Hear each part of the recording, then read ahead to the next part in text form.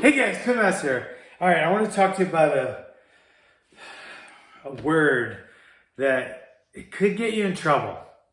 And I've talked to a lot of guys about this, different scenarios. Somebody touches their wife, somebody says something to them, somebody does something to them. It's called retaliation, okay? The problem with retaliation is it doesn't fit self-defense in court. Retaliation means somebody did something to you bad, and now you're going to do something bad and violent back to them. I'm not saying they don't deserve it.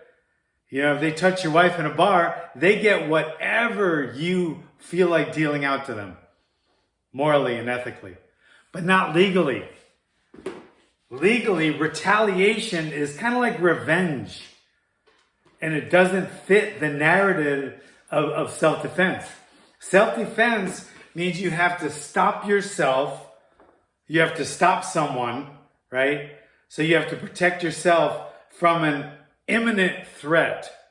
Imminent threat. That means a threat that's going on. You can stop them preemptively, so you can have preemptive retaliation, but you cannot have proper retaliation, true retaliation, because now you're not defending yourself. Now you're revenge.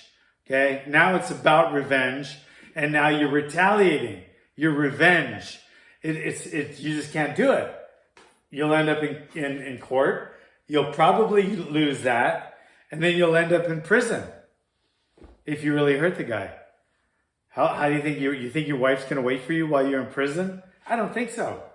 The average wife, instead of life expectancy, the average wife expectancy, if you end up in prison, is about 3 days before she's fooling around with a neighbor or some guy she likes the looks of at the grocery store. So it doesn't make sense to retaliate because you're going to get messed up. So what you have to do is preemptive, right? Preemptive retaliation. They have to still be a threat. Like if they grabbed your wife's butt, okay, you can confront them and say, hey, what did you just do to my wife? Then they might come after you. Now you're defending yourself. But if their back is turned and you go after them, all the witnesses there and the video cameras all over, you're going to jail. And it's not worth it. So when you think of retaliation, and if you should do it or not, always put the word preemptive in, and then you're good to go. Because now it's self-defense. You got to stop the threat. All right? So retaliation, revenge, those will get you put in prison.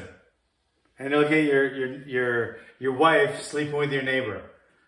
But preemptive, right?